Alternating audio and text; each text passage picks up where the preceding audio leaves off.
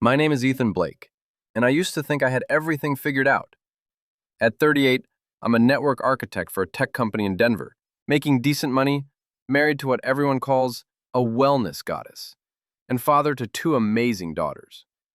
From the outside, we look like the perfect American family, the kind you see in Instagram posts with captions like, blessed, and living our best life. But here's the thing about perfect lives. They're usually built on lies. It's Thursday morning and I'm sitting in my home office, debugging a network issue for our biggest client, when I hear Marissa downstairs talking to her friend Chloe. Their voices carry up through the vents, and I can't help but listen. I'm telling you, Riss, you deserve so much better than that, Chloe's saying. When's the last time Ethan actually surprised you with anything romantic? He brought me coffee in bed last week, Marissa replies, but her tone suggests this isn't enough. Coffee?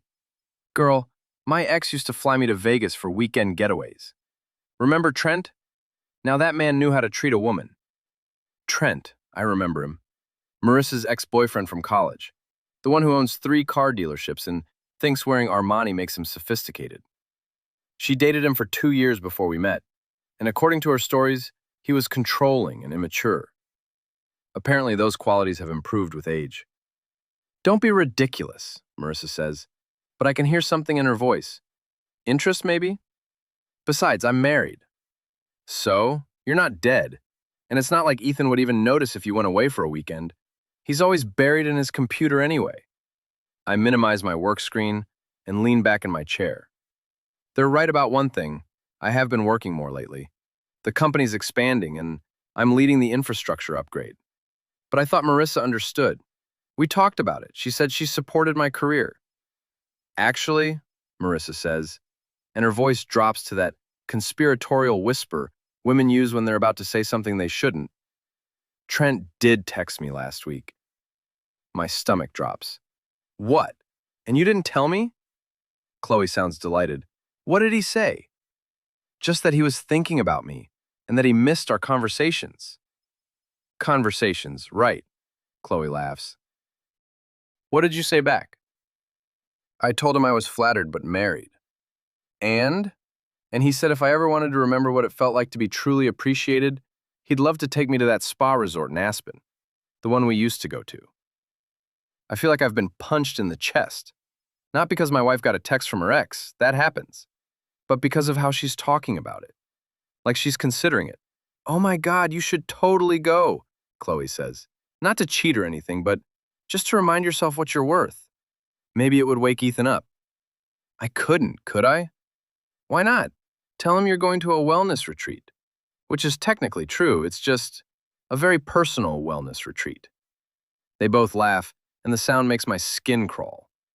I hear footsteps on the stairs and quickly pull up my work screen. Marissa appears in my doorway, looking radiant in her yoga pants and sports bra. Her blonde hair is pulled back in a perfect ponytail, and her skin has that glow that comes from expensive skincare and good lighting. Hey, babe, she says, leaning against the doorframe. How's work going? Fine, I say, studying her face. Just the usual network drama. Poor baby. She walks over and kisses the top of my head. You work too hard. Someone has to pay for all those organic groceries and yoga retreats. She stiffens slightly. Speaking of retreats, I was thinking about taking a weekend for myself. Maybe next weekend. Chloe knows about this amazing spa in Aspen. Sounds expensive. It's not that bad, and I really need it, Ethan. I've been so stressed lately, trying to build my brand, taking care of the girls, managing the house. I just need some time to center myself. I look at her, this woman I've loved for 12 years, mother of my children, and I want to believe her. I want to think this is really about stress relief and self-care. But I can't get Chloe's words out of my head. Of course, I say. You should go. You deserve it.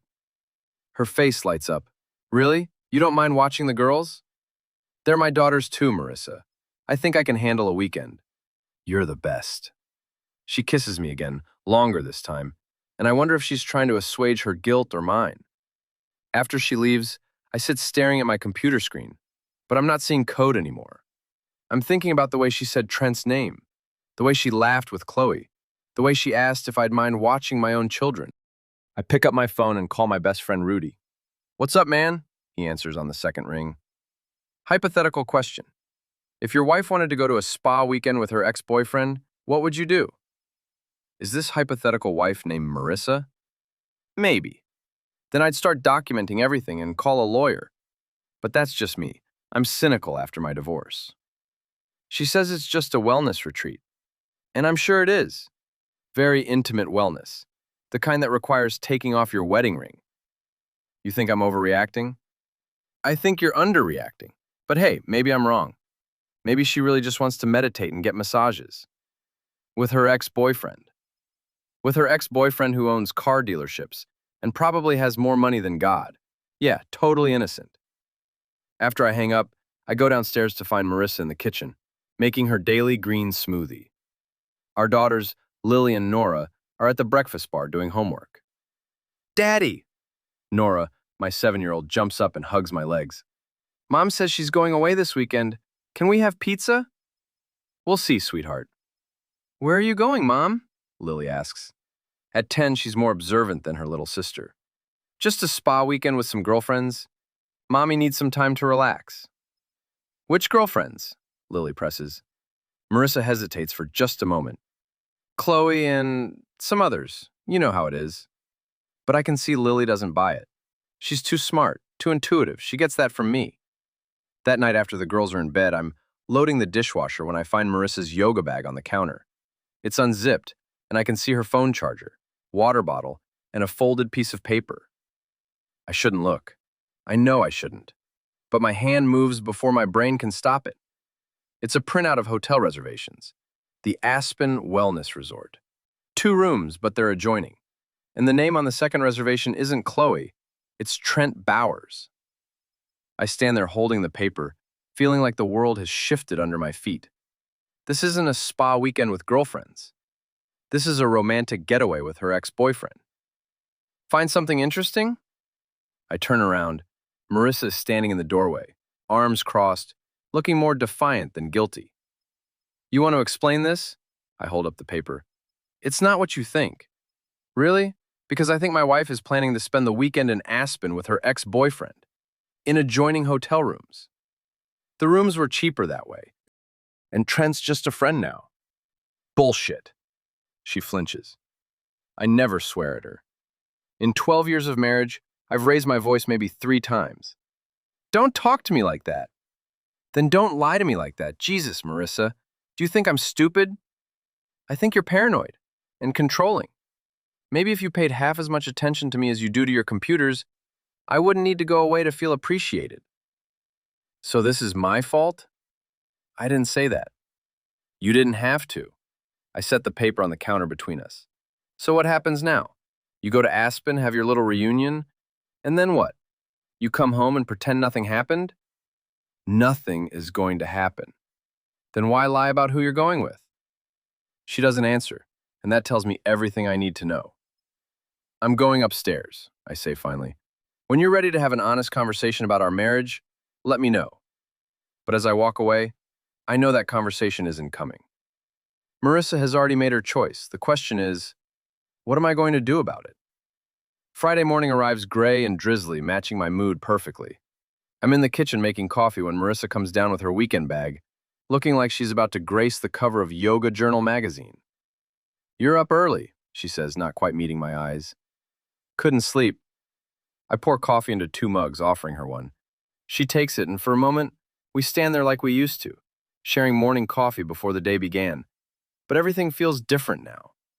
"Ethan, about last night, don't." I hold up my hand. "Just don't. You've made your decision." "It's not like that."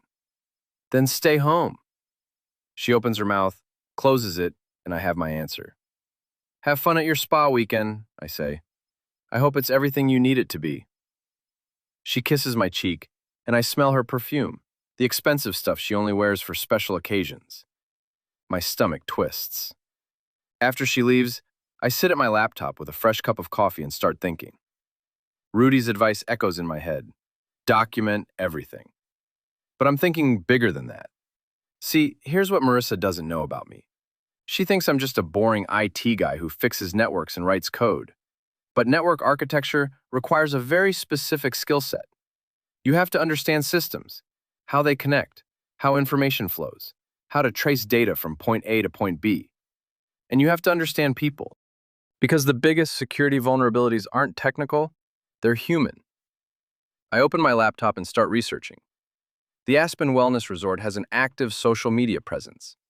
They encourage guests to share their experiences, to post photos and videos of their wellness journey. They even have a hashtag Aspen Wellness Retreat.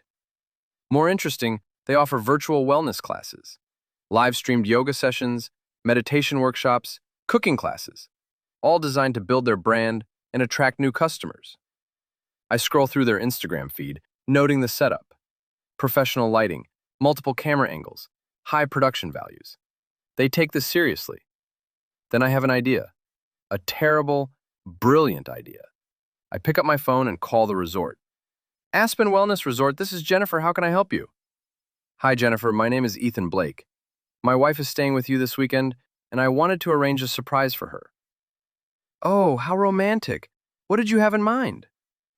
Well, she's a yoga instructor here in Denver, and she's always talking about how much she'd love to teach at your resort. I was wondering if there was any way she could lead one of your live-streamed classes this weekend. As a surprise? That's such a sweet gesture. What's your wife's name? Marissa Blake. She should be checking in today. I hear typing in the background. Yes, I see her reservation. She's in our wellness suite. Very nice choice. She deserves the best. So, about the yoga class. Let me check with our activities coordinator. Actually, we had a cancellation for our Saturday morning session. We could definitely use a substitute instructor. What style does she teach? Vinyasa flow. She has about 10,000 followers on Instagram, and she's always posting about wellness and authentic living. Perfect. We love authentic instructors. Should I surprise her when she arrives, or would you like to coordinate the timing? Actually, could you wait until Saturday morning? I'd like to invite some of her friends and family to watch the live stream. Make it a real surprise. Absolutely. We'll set it up for 10 a.m. Mountain Time. I'll make sure our social media team promotes it. What's her Instagram handle? I give her Marissa's information, and we work out the details. By the time I hang up, I'm feeling better than I have in days. Next, I start making a list. Marissa's yoga students. I have their contact information from when she taught classes at our community center. Her family, parents, sister, aunts, cousins. Her friends from college. Her new influencer friends who are always liking and commenting on her posts. Then I create a group email. Subject: Surprise! Marissa Blake live from Aspen Wellness Resort, Saturday 10 a.m. Hi everyone. I hope this message finds you well. I'm reaching out because I've arranged a special surprise for Marissa, and I'd love for all of you to be part of it. This weekend, Marissa is taking some well-deserved time for herself at the beautiful Aspen Wellness Resort. What she doesn't know is that I've arranged for her to lead a live-streamed yoga class on Saturday morning at 10 a.m. Mountain Time, 12 p.m. Eastern. I know how much all of you mean to her and how much your support has helped her build her wellness brand. It would mean the world to both of us if you could tune in and show her some love in the chat. You can watch the live stream at. Please share this with anyone else who might want to join.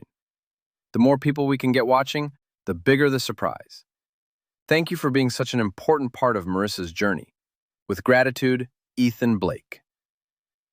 I spend the next hour crafting the perfect tone, loving husband, grateful for community support, excited to surprise his wife. Then I hit send. Within minutes, my phone starts buzzing with responses. What a thoughtful husband. Can't wait to watch. This is so sweet, Ethan. Sharing with my yoga group now. I lean back in my chair feeling a mix of satisfaction and nausea. What I'm doing isn't technically wrong.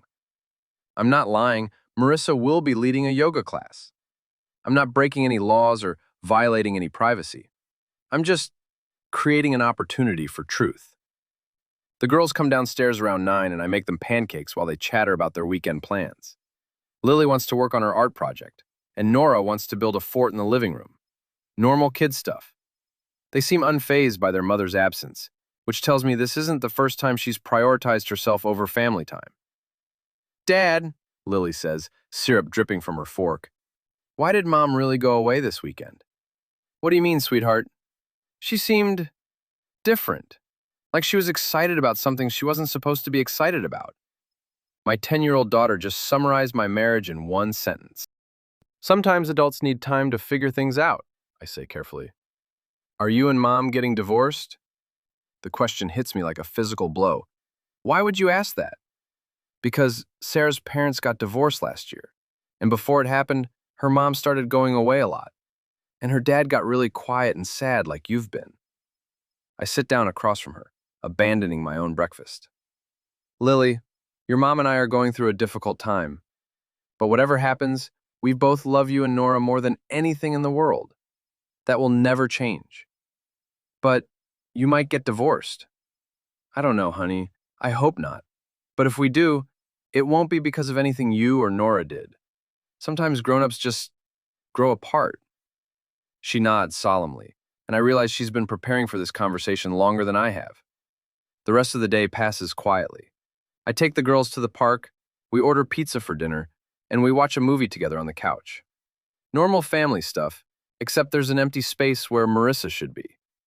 Around 10 p.m. after the girls are in bed, my phone buzzes with a text from Marissa. Made it to Aspen safely. The resort is beautiful. Miss you guys. I stare at the message for a long time before responding. Glad you arrived safely. Girls miss you too. What I don't say is that I know she's lying. Because 20 minutes earlier, I got a notification that she'd posted to her Instagram story. A photo of her and Trent in the resort lobby, both of them holding champagne glasses with the caption, "Reconnecting with old friends." Old friends, right. I screenshot the image and save it to a folder on my laptop labeled Documentation. Then I check my email one more time. The responses to my group message are still coming in. Marissa's yoga students, her family members, her college friends, they're all planning to tune in tomorrow morning. Some are even planning viewing parties. Her mother sent a particularly enthusiastic response. What a wonderful surprise! I'll make sure the whole family watches. Marissa is so lucky to have such a thoughtful husband. I close my laptop and head upstairs, but I don't sleep well. I keep thinking about Lily's question, about the empty space in our bed, about the choice Marissa made. Tomorrow, everything changes. Tomorrow, the truth comes out, and I'm the one who's going to make sure it does. Saturday morning dawns bright and clear in Denver, which seems wrong somehow. I feel like the weather should match the impending disaster, but instead, it's the kind of beautiful Colorado day that makes you believe in fresh starts. I'm up at 6, drinking coffee and monitoring the responses to my email. The enthusiasm is overwhelming.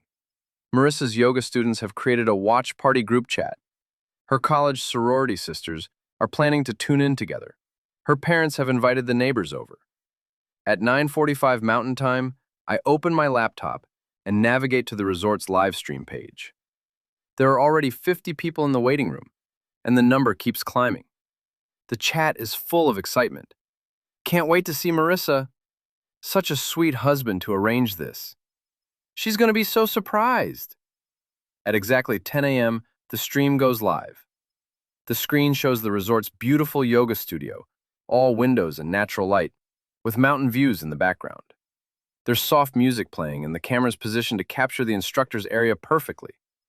The viewer count is at 127 and rising. Then Marissa walks into frame, and my breath catches. She looks beautiful, radiant even, wearing a designer yoga outfit I've never seen before. Her hair is perfectly styled, her makeup flawless. She looks like a woman who's been thoroughly appreciated. "Good morning, beautiful souls," she says to the camera, her voice warm and welcoming. "I'm Marissa Blake, and I'm so excited to share this practice with you from the gorgeous Aspen Wellness Resort." The chat explodes. "Marissa, we're here to surprise you. Your husband arranged this. Look at the chat." I watch her face as she notices the messages. Confusion flickers across her features, then something that might be panic. "Oh my goodness," she says, her voice tight. "This is unexpected." More messages flood the chat.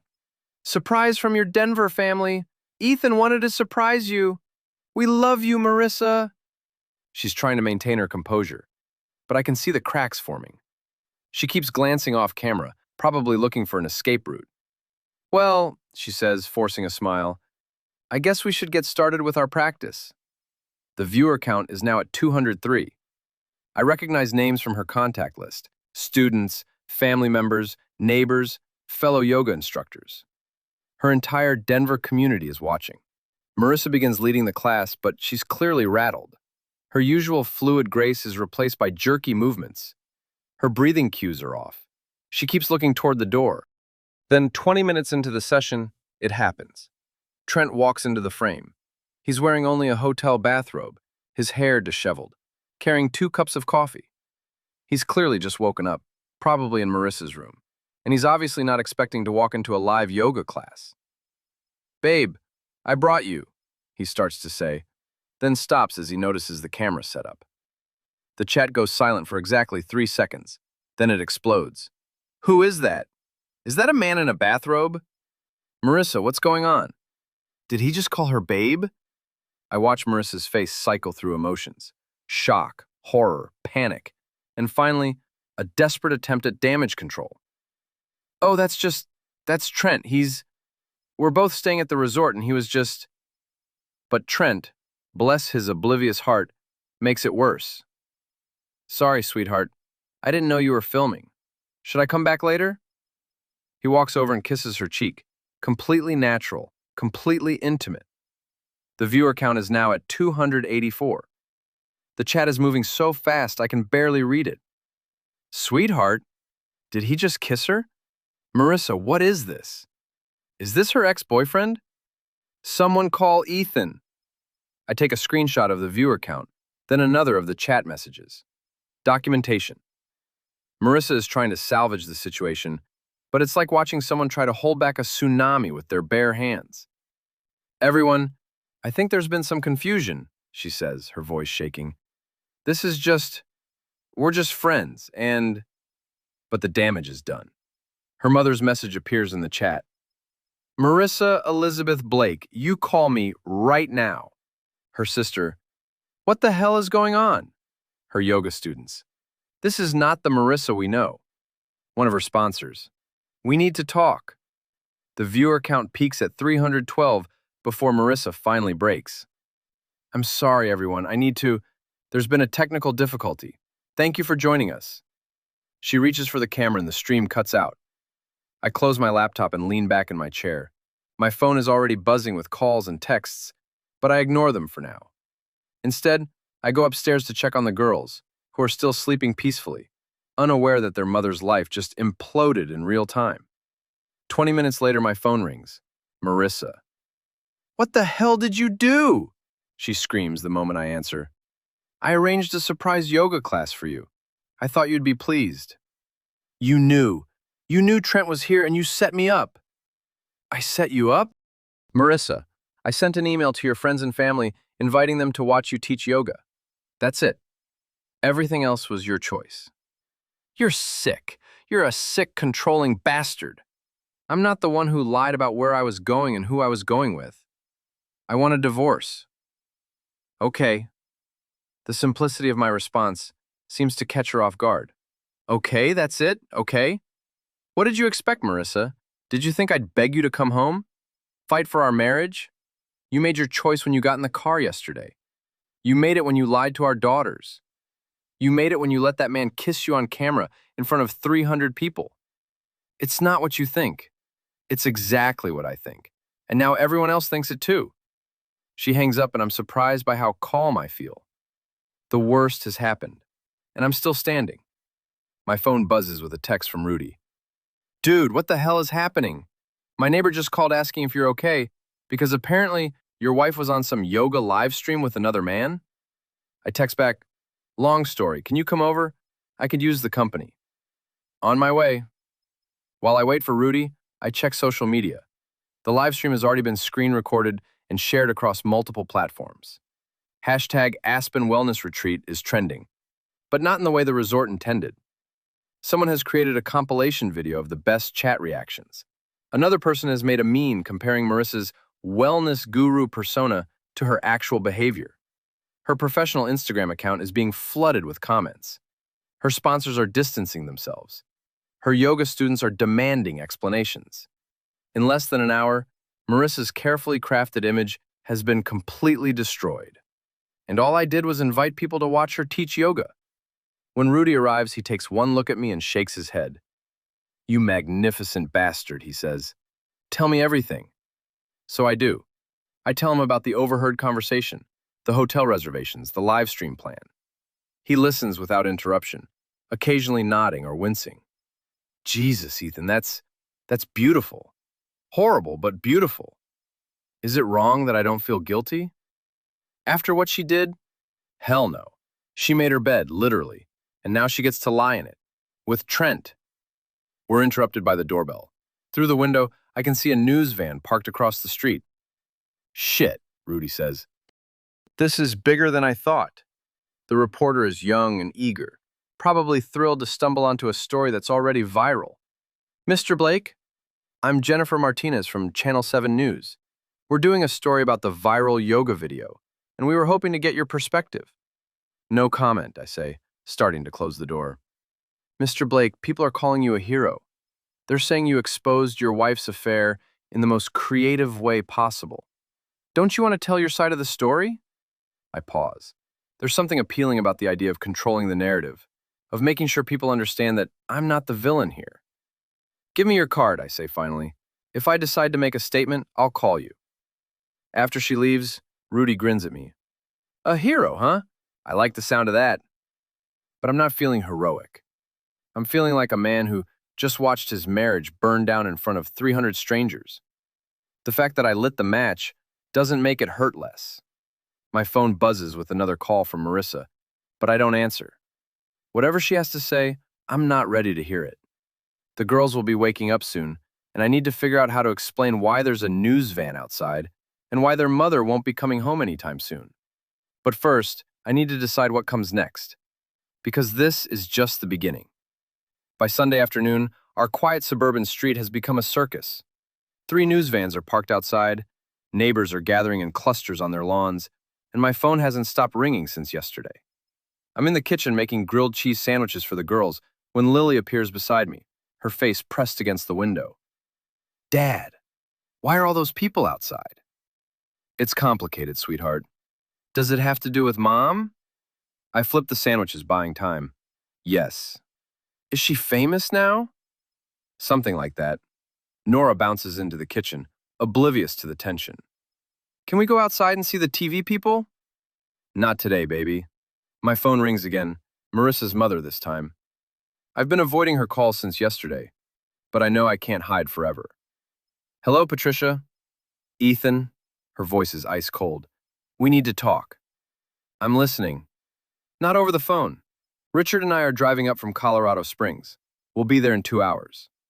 The girls will be happy to see you." "Don't." Her voice cracks slightly. "Just don't. What you did to my daughter, I don't even have words." "What I did?" "Patricia, I invited people to watch Marissa teach yoga. That's literally all I did. You humiliated her in front of hundreds of people. She humiliated herself. I just provided the audience." The line goes quiet for a long moment. 2 hours, Ethan. We're going to figure out how to fix this mess. After she hangs up, I call Rudy. "The in-laws are coming," I tell him. "Want me to stick around for moral support?" "Actually, yes. I have a feeling I'm going to need a witness." While we wait, I show Rudy the social media explosion. The original live stream clip has been viewed over 50,000 times. Someone created a remix with dramatic music. Another person made a side-by-side comparison of Marissa's authentic living posts with screenshots from the live stream.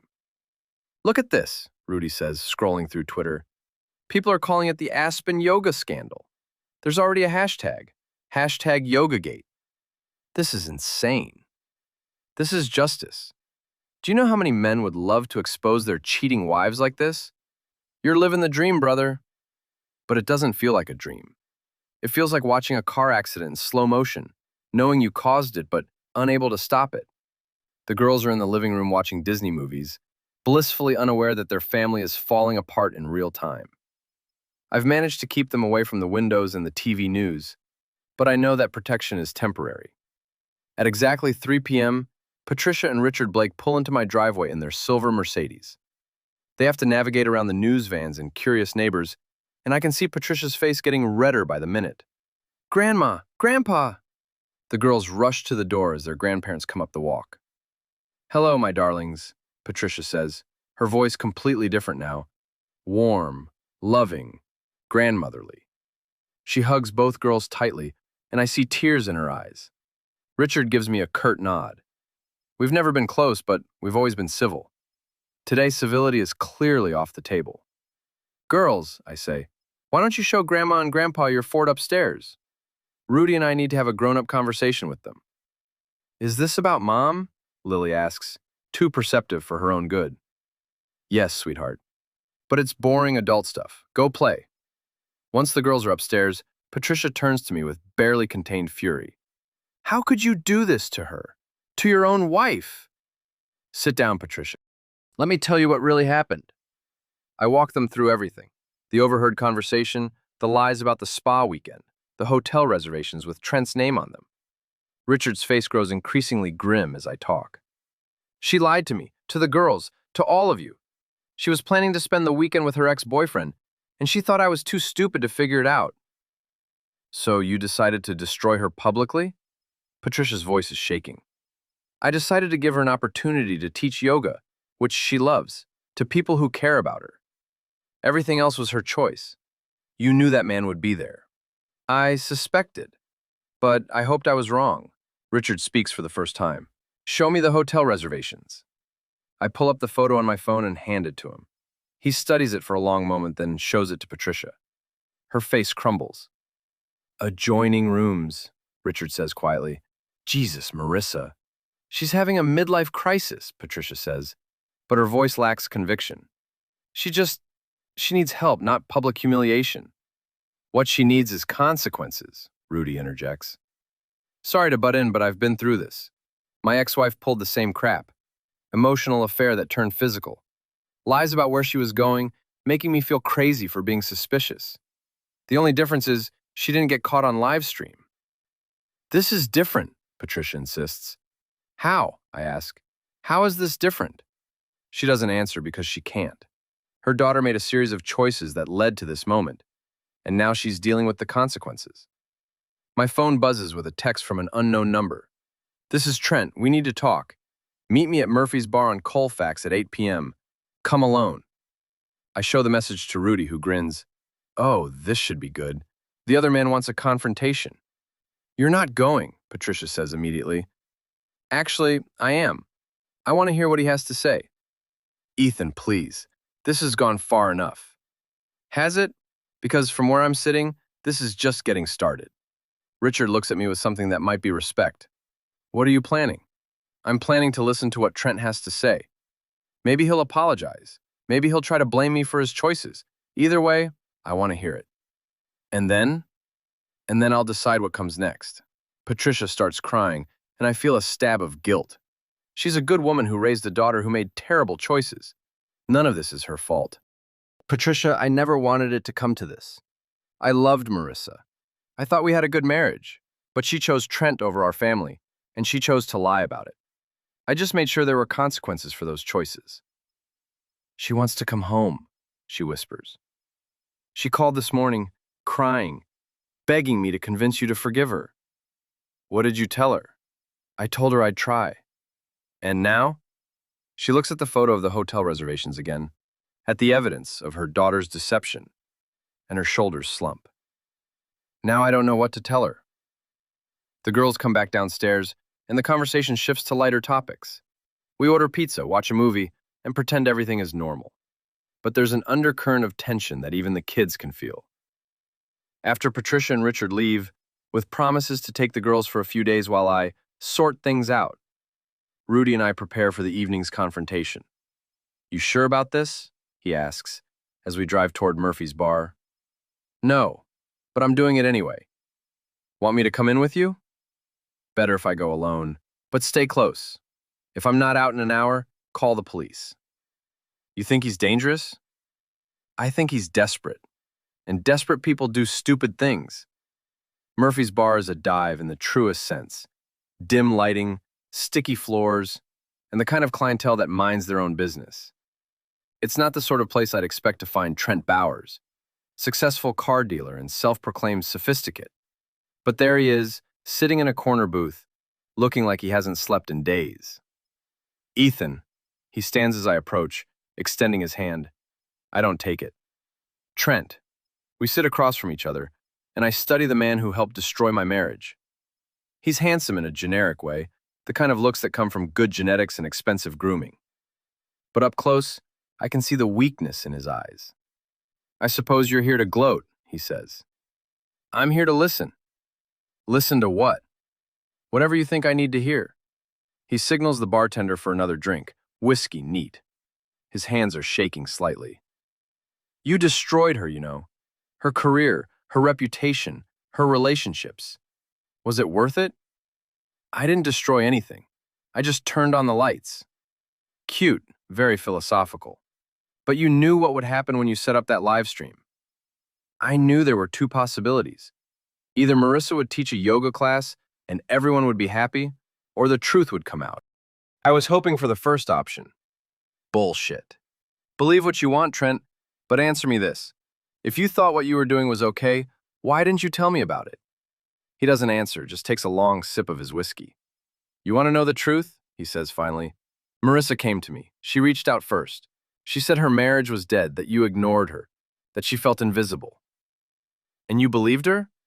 I wanted to believe her, because I never got over her, not really. When she left me for you 12 years ago, it nearly killed me. So when she came back, you saw an opportunity for revenge. I saw an opportunity for a second chance. By breaking up her marriage. By giving her what she wasn't getting at home. I lean back in the booth, studying this man who helped wreck my family. And now? Now she won't return my calls. Now her parents have disowned her. Now she's staying in some cheap motel because she can't go home and she can't face her friends. Sounds like consequences. Sounds like you got what you wanted. What I wanted was a wife who didn't lie to me. What I wanted was a marriage built on honesty. What I wanted was for my daughters to grow up in a stable home. And instead I got the truth, publicly, messily, but I got it. Trent finishes his drink and signals for another. So what happens now? He asks. Now you leave my family alone. You don't call Marissa, you don't text her, you don't try to see her. Whatever this was, it's over. And if I don't? I lean forward, my voice low and steady. Then I'll make the live stream look like a love letter. I'll dig into your business, your finances, your other relationships. I'll find every skeleton in your closet and put them on display. And trust me, Trent, I'm very good at finding things people want to keep hidden. His face goes pale. You're threatening me. I'm making you a promise. Stay away from my family, and this ends here. Keep pursuing my wife, and I'll destroy you so completely that you'll wish you'd never heard the name Blake. I stand to leave, then pause. Oh, and Trent, next time you want to steal someone's wife, make sure her husband isn't smarter than you are. I walk out of the bar feeling lighter than I have in days. The confrontation is over, and now I can focus on what comes next. But as I reach my car, I realize this isn't over. Not even close. Because tomorrow, Marissa is coming home. Monday morning arrives with an unexpected gift. Silence. The news vans are gone, the neighbors have returned to their routines, and for the first time in 3 days, my phone isn't buzzing constantly. The girls are at their grandparents' house until Wednesday, which gives me time to prepare for what's coming. Because Marissa texted last night. Coming home tomorrow to get my things, we need to talk. I spend the morning doing normal things, laundry, dishes, grocery shopping. It feels strange to go through these domestic routines, knowing my marriage is over, but there's something comforting about the mundane tasks. At the grocery store, I run into our neighbor, Mrs. Henderson, who's been living next door for 15 years. Ethan, dear, how are you holding up? I'm managing, thank you. I just want you to know the whole neighborhood is behind you. What that woman did, she shakes her head, and with those poor girls to think about. I appreciate that, Mrs. Henderson. If you need anything, meals, babysitting, someone to talk to, you just let me know. It strikes me that this is what community looks like. Not the fake online community that Marissa cultivated for her brand, but real neighbors who show up when things get hard. I'm putting groceries away when my phone rings. The caller ID shows my lawyer's office. Ethan, it's David Chen. David handled our house purchase and our wills. He's also one of the best divorce attorneys in Denver, though I hope I won't need his services in that capacity. Hi, David. I suppose you've heard. Hard to avoid. Half the city has seen that video by now. How are you doing? Better than expected, actually. Good. Listen, I'm calling because I think you should be prepared for what's coming. Marissa's going to want to paint herself as the victim here. She's going to claim you violated her privacy, that you set her up, that you're controlling and vindictive. All of which might be true. Maybe. But what's definitely true is that she committed adultery, lied to you about her whereabouts, and got caught. In Colorado, that matters. I don't want to take her to the cleaners, David. I just want this to be fair. Fair is good, but protected is better. I'm sending over some paperwork, financial disclosures, asset protection, custody considerations. Look it over before she comes home. After he hangs up, I sit in my kitchen with a cup of coffee and think about the man I've become. 3 days ago, I was a trusting husband who suspected his wife might be having an affair. Today, I'm someone who destroyed his wife's reputation and is consulting divorce attorneys. I don't recognize myself, but I'm not sure that's a bad thing. At 2 p.m., Marissa's car pulls into the driveway. I watch from the kitchen window as she sits in the driver's seat for a full minute, gathering courage. She looks terrible. No makeup, hair pulled back in a messy ponytail, wearing clothes that look like she slept in them. When she finally comes to the door, she doesn't use her key. She knocks, like a stranger. Hi, she says when I open the door. Hi. We stand there for a moment. Two people who shared a bed for 12 years, now awkward as teenagers on a first date. Can I come in? I step aside and she walks into what used to be our home. She looks around like she's seeing it for the first time. The family photos on the mantle, the girl's artwork on the refrigerator, the life we built together. Where are Lily and Nora? With your parents. I thought it would be better if they weren't here for this conversation. She nods, tears already forming in her eyes. Ethan, I'm so sorry. For which part? All of it. The lying, the cheating, the everything. I made terrible choices and I hurt you and the girls, and I'm sorry. Okay? Okay? That's it? I sit down on the couch, suddenly exhausted. What do you want me to say, Marissa? That I forgive you? That we can work through this? That I understand? I want you to say something. Anything. Yell at me. Tell me I'm a horrible person. Throw something. But don't just sit there like you don't care. But I don't care. Not anymore. The words hang in the air between us, and I realize they're true. The anger is gone. The hurt is fading. And what's left is just emptiness. You don't mean that. I do. 3 days ago, I cared so much it was killing me. I cared about our marriage, about your lies, about what you were doing with Trent. But watching you on that live stream, seeing you with him, seeing how easily you threw away 12 years, something just turned off. She starts crying in earnest now, and part of me wants to comfort her. But that part is small and getting smaller. I never meant for it to go so far, she says. It started as just talking, just feeling appreciated again.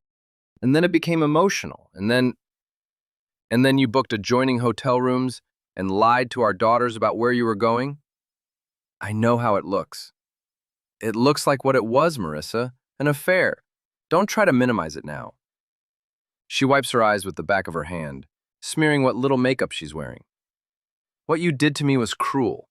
Setting up that live stream, inviting everyone we know to watch, that was calculated and vicious. Yes, it was. My honesty seems to surprise her. So, you admit it.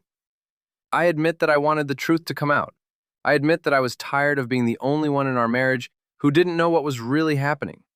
And I admit that I wanted there to be consequences for your choices. Consequences? Ethan, my career is over. My friendships are destroyed. My family is ashamed of me. I can't show my face anywhere in this city. That's not my fault. You made it public. You made it real.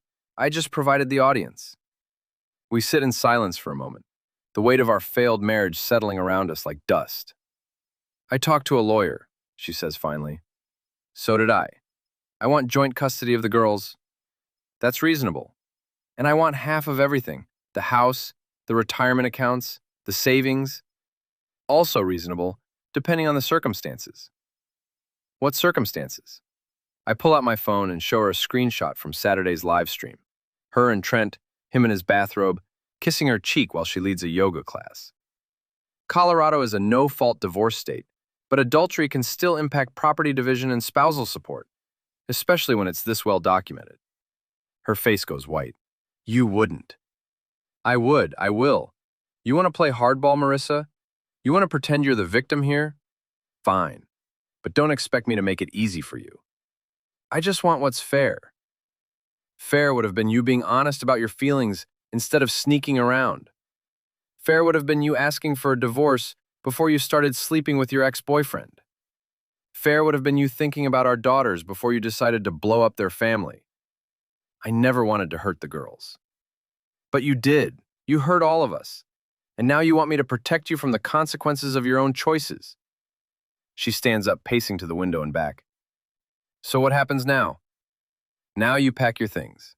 Now we figure out custody and division of assets. Now we explain to our daughters why mommy and daddy aren't going to be married anymore. And that's it? 12 years, and that's it.